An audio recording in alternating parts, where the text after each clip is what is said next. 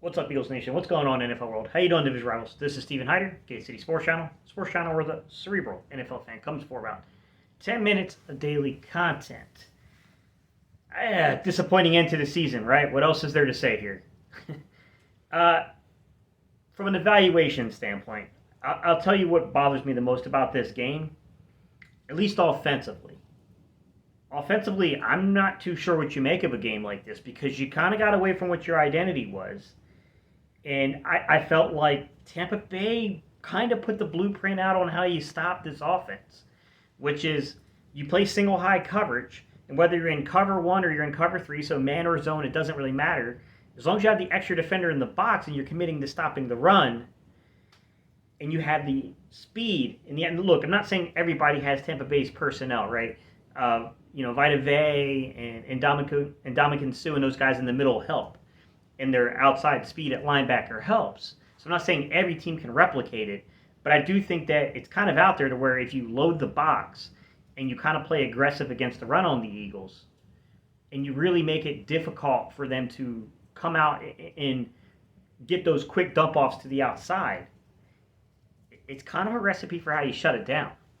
And I thought what they simply did is they kind of dared the Eagles to throw the ball deep on them. And I'm just going to be honest, guys. I see the comments on Twitter. I see some of the comments here on YouTube. I think some of you guys are entirely too reactionary about the game. I think at the end of the day, guys, we're losing focus and we're losing fact of that's the defending world champions with a Hall of Famer at quarterback, and we had to play him on the road with a rookie head coach and I'm not going to call him a rookie, but a very inexperienced quarterback underneath center. I think sometimes people lose in perspective here. I think you're going way overboard. With that said, what I will say is that when I judge Nick Sirianni from like I said, TV copy here, hard to judge TV copies and be 100% certain in what you're seeing. You need to see coaches' film to verify things. But there was one play in particular that really stands out to me to where I'm looking out there and I see a 6 or 7 yard cushion on Devontae Smith, and we're running kind of like a drag route or a crossers concept here instead of attacking the leverage of the corners. And it's kind of like that's kind of on coaching staff here, man. Like, the coaches have to kind of look and make sure you're paying attention to the leverage of the defense and what's being played on you and attack that leverage. I'm not too sure what we learned when you really break it down like that in terms of the aspect, because you got away with your identity. You got away from your identity. I'm not too sure how you grade and judge this going forward.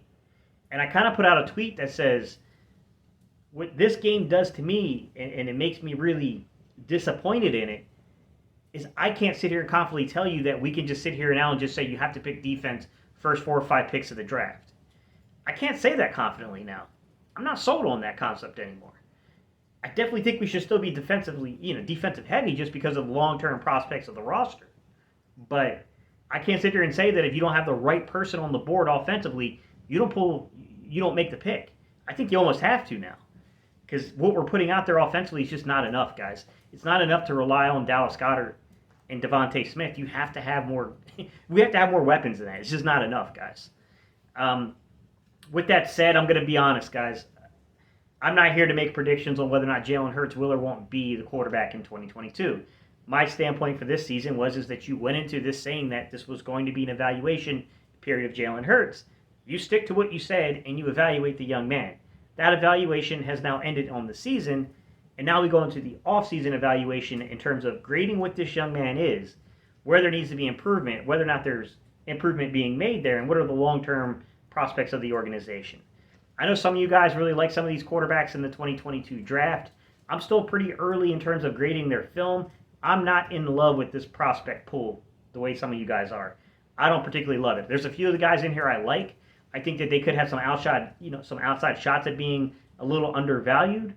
But generally speaking, I think this is a draft where you need to be buyer beware taking quarterbacks high in the first round. I'm not in love with this draft class. I'm just going to be honest with you.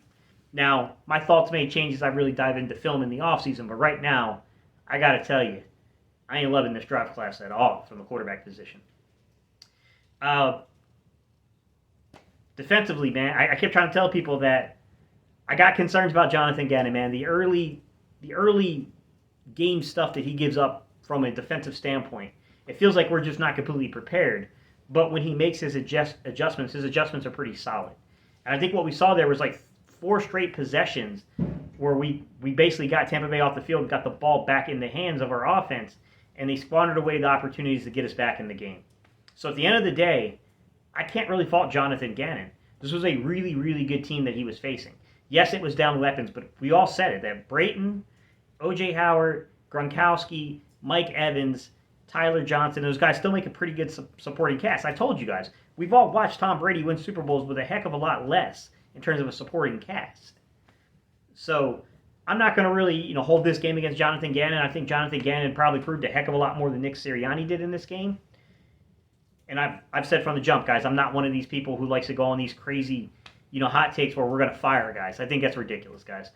Anytime you got a coaching staff that puts you into the playoffs, you can say, yeah, we beat a lot of crap competition to get there. And I don't disagree with you. But I'm just saying a lot of that crap competition was slated to be better than us. And we proved to at least be a meddling, middle-of-the-block, team that still lacks talent. And that's far above the grade that we were given to begin the season. So I still think the coaching staff did a pretty good job all said and done. I just don't like the way they approached this game, in particular in the playoffs, and I don't like the way that we played early in the season against better competition. I don't like this game because we learned nothing from it. I don't like the way that we approached the early season because we had no identity. This game kind of felt like we reverted back a little bit to not having an identity. But I talked about how the thing that's frustrating about playing a team like Tampa Bay is that their offense can take your identity away if you're not careful. They can put you behind, and then you're in trouble. It's kind of what happened to us tonight, guys. It's not enjoyable. It's not fun. It kind of is what it is. All right, guys, I'll be live all this upcoming week, guys, Monday through Thursday, 9:05 a.m. every single morning. I will be live for at least an hour, more than likely about an hour and a half. And we're going to talk about it, guys. We're going to jump into evaluation mode. We're going to be going through all these different position groups. I'm going to be running film now. Now I think it's time where you run film and you actually, you sit down and you take the notes and you really talk about what's going on schematically from the team. And I do think that there's a lot of work to be done here offensively, guys. I mean, we're going to be rating free agents. There's a lot to come. There's a whole lot to write down here, everybody. All right, y'all. I appreciate you guys. Yes, it's been a confusing season. Overall, I think that we surpassed expectations, but I think all of us know that, look, we beat a lot of teams that were overvalued, that thought they were a lot better than what they really were. And a team like the Eagles that at least found its identity and was mediocre in a talent level took it to them because of that. I think all that is true. I think you have to upgrade the roster now because now we're sitting as the second team in the East, which means our schedule is going to get more difficult, which means you better upgrade your talent or else you're going to have a backslide. You're going to slide in year 2. Let's get into it, guys. This all coming this whole offseason. We're going to talk about upgrading talent because I definitely think this team has to upgrade the talent on both sides of the football at certain positions. Defensively, you kind of need it at all 3 levels, but offensively, I still think there's some areas you have to improve the talent level. All right, y'all. I appreciate it. It was a weird season, guys, and I'll see y'all on the next video.